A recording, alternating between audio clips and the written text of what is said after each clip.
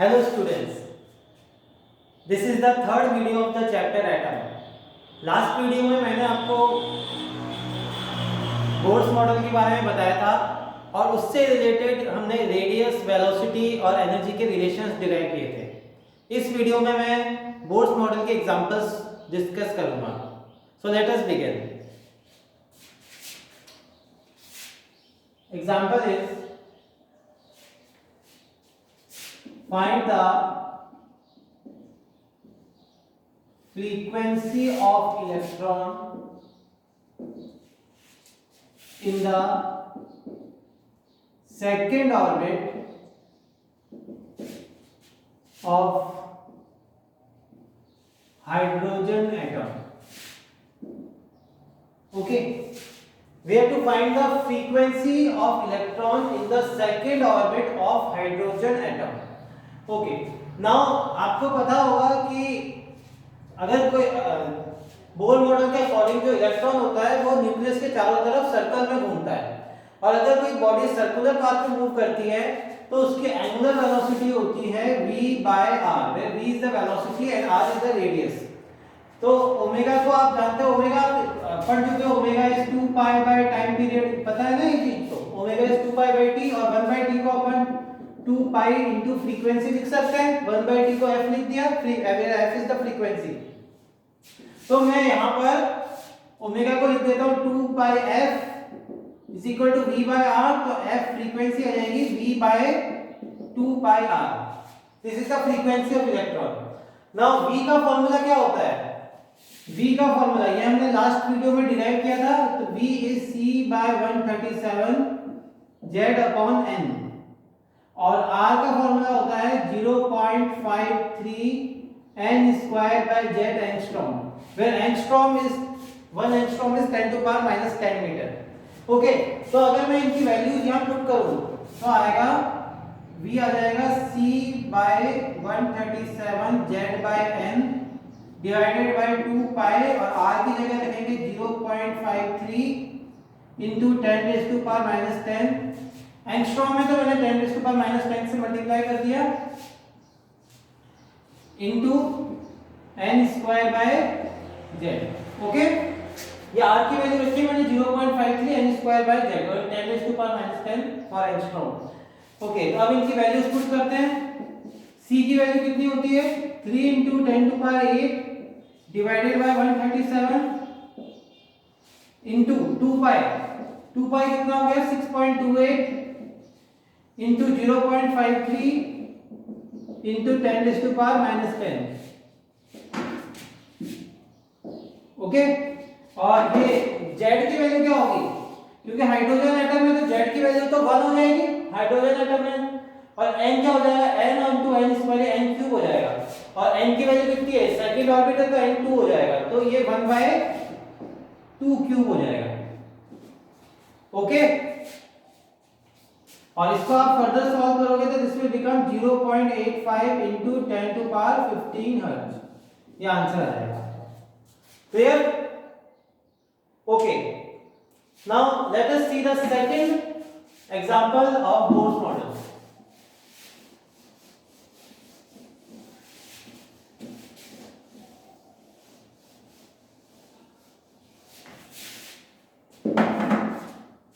In the second example, we have to find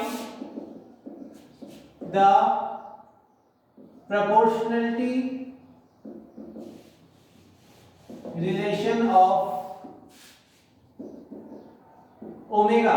Omega means angular velocity. Omega with z and n. Omega z और n से किस तरह से related है? Proportionality से। तो ये हमें फाइंड करना है।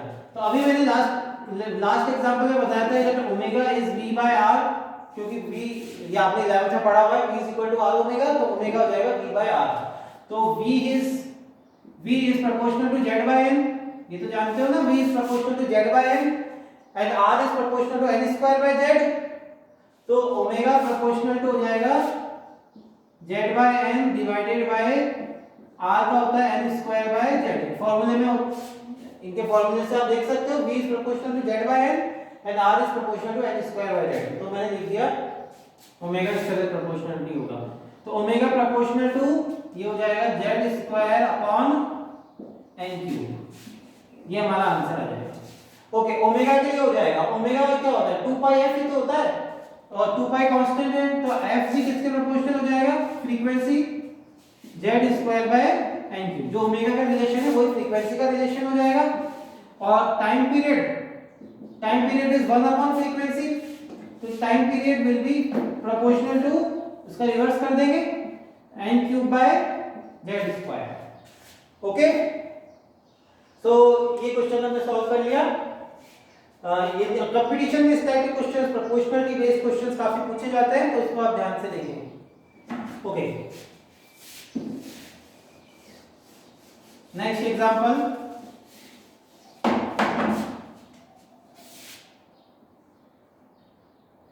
an electron revolves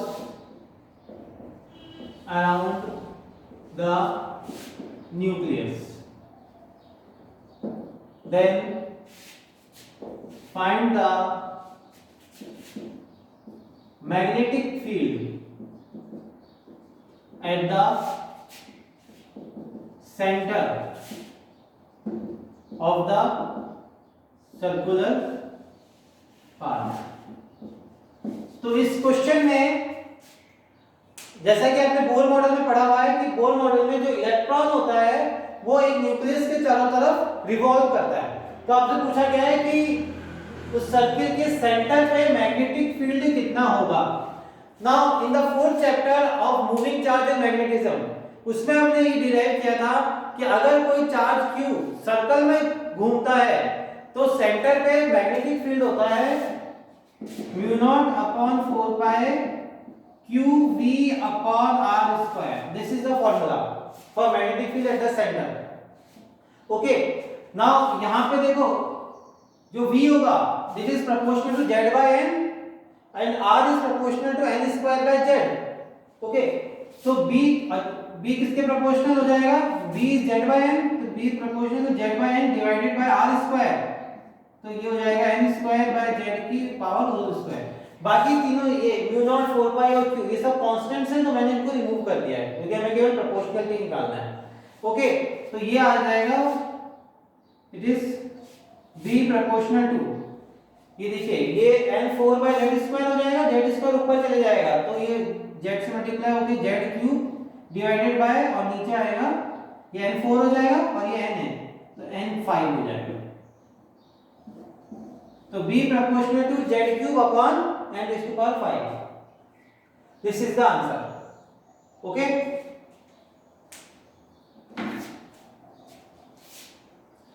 now next example,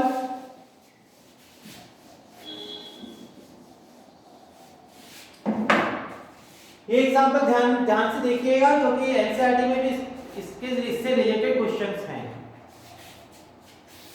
example है find the ratio of second orbit, ratio of radii of second orbit of hydrogen atom and first orbit of lithium plus। Okay, now radius का क्या formula होता है, आप जानते हैं radius का formula होता है 0.53 n square by z angstrom, मतलब radius is proportional to n square by z। तो अगर दो एटम्स के रेडियस को का रेशियो निकालना है तो मैं लिख सकता हूं r1 बाय r2 होगा n1 बाय n2 का होल स्क्वायर इनटू, क्योंकि z के रिवर्स के प्रोपोर्शनल है तो रिवर्स कर देंगे, into z2 by z1। Okay, r is proportional to n square by z, तो r1 बाय r2 हो जाएगा n1 by n2 whole square into z2 by z1। Now अगर मैं हाइड्रोजन की बात करूं तो हाइड्रोजन एटम के लिए z कितना होगा 1, और ऑर्बिट कौन सा है, सेकंड ऑर्बिट है, तो n की वैल्यू हो जाएगी 2। और लिथियम के लिए z कितना होगा 3, एटॉमिक नंबर लिथियम का 3 होता है और ऑर्बिट कौन सा है, फर्स्ट, तो n की वैल्यू हो गई 1। तो अगर रेशियो निकालें तो n1 का इंटू हो जाएगा 2/1 का होल स्क्वायर इंटू Z2/Z1, तो वो हो जाएगा 3/1। तो फाइनल आंसर आ जाएगा 12/1। Okay, so this is another example. एक और एग्जांपल करते हैं।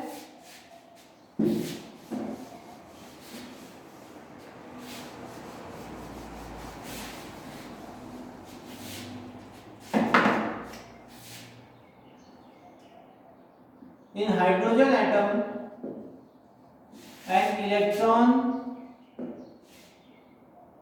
an electron jumps from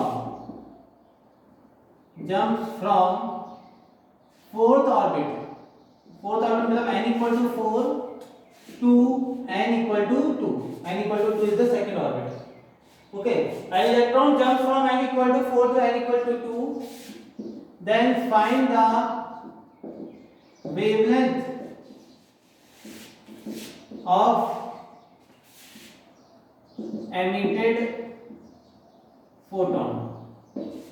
Okay, now board के थर्ड पोस्टुलेट में हमने पढ़ा था कि जब इलेक्ट्रॉन एक ऑर्बिट से दूसरे ऑर्बिट में जंप करता है या फॉल करता है तो एक फोटोन एमिट होता है, और जो फोटोन की एनर्जी होती है वो दोनों ऑर्बिट्स की एनर्जी के डिफरेंस के बराबर होती है। ओके, मतलब अगर मान लीजिए दो ऑर्बिट हैं, इसकी ऑर्बिट की एनर्जी है E1 और इस ऑर्बिट की एनर्जी है E2, और सपोज कोई इलेक्ट्रॉन E2 से E1 में फॉल करता है तो इसकी वजह से एक फोटोन एमिट होगा, और जो फोटोन की एनर्जी होगी वो होगी h न्यू, और न्यू या इसको hc/λ, इतनी एनर्जी का फोटोन एमिट होगा, और जो ये एनर्जी होगी वो E2 E1 के बराबर होगी। थर्ड पोस्टुलेट के अकॉर्डिंग जो डेल्टा E या E2 E1 होगा वो किसके बराबर होगा, h न्यू या hc/λ, where lambda is the wavelength of the emitted photon, hc/λ। Clear है ना? तो हम पहले E2 निकालते हैं। E2 फॉर्मूला क्या होता है एनर्जी के लिए, total energy of N orbit, इसके लिए हमने डिराइव किया था कि इट इज -13.6 Z²/n²। तो ये कितना आ जाएगा, -13.6 Z कितना है, हाइड्रोजन है तो 1 स्क्वायर, n कितना होगा इस ऑर्बिट का, अच्छा हायर ऑर्बिट कितना दे रखा है 4 और लोअर ऑर्बिट दे रखा है 2, तो n की वैल्यू हो जाएगी 4, तो 4 स्क्वायर, ठीक है। तो -13.6 डिवाइड बाय 16 करोगे, -13.6 डिवाइडेड बाय 16 करोगे तो ये आ जाएगा -0.85 इलेक्ट्रॉन वोल्ट। ओके, नाउ इस ऑर्बिट की अगर एनर्जी निकालनी है इसकी n = 2 की, तो आ जाएगी -13.6 2 स्क्वायर बाय Z²/n², तो 1 स्क्वायर बाय 2 स्क्वायर, तो -13.6 डिवाइड बाय 4, तो ये आएगा -13.6, तो ये आएगा -3.4 electron volt. Okay, this is the, तो डेल्टा E कितना हो गया, इसका मतलब डेल्टा E2 E1 ये हो गया, E2 कितना है -0.85, मैं इसको यहां पे लिख देता हूं, एक मिनट यहां पे लिख देता हूं। तो डेल्टा E कितना आएगा हमारा E2 E1, तो इनको माइनस करो, -0.85 माइनस E1 कितना है -3.4, इसको सॉल्व करोगे तो ये -2.55 इलेक्ट्रॉन वोल्ट आ जाएगा डेल्टा E। ना अभी मैंने बताया था डेल्टा E किसके बराबर होता है, hc/λ के बराबर। Lambda is the wavelength emitted, तो लैम्डा कितना आ जाएगा hc/ΔE। अब वैल्यूज पुट कर देते हैं, h की वैल्यू है 6. h की वैल्यू कितनी है 6.6 × 10⁻⁻24, c का value 3 × 10⁸, c is the speed of light. Delta E अभी हमने कैलकुलेट किया है -2.55 इलेक्ट्रॉन वोल्ट, सॉरी यहां प्लस होगा क्योंकि माइनस माइनस प्लस तो इट विल बी पॉजिटिव। तो 2.55 इलेक्ट्रॉन वोल्ट, तो 2.55 और इलेक्ट्रॉन वोल्ट में तो जूल में कन्वर्ट करेंगे तो 1.6 into 10 to power minus 19 से और मल्टीप्लाई हो जाएगा। ओके, नाउ अब जब आप इसको सॉल्व करेंगे तो आपको वेवलेंथ की वैल्यू निकल जाएगी। ओके, नाउ इस क्वेश्चन को सॉल्व करने का एक और मेथड होता है रिटबर्ड्स फार्मूला। रिटबर्ड्स फार्मूला हम नेक्स्ट वीडियो में डिराइव करेंगे और इस क्वेश्चन को उससे किस तरह सॉल्व करते हैं वो भी हम देखेंगे। Thank you.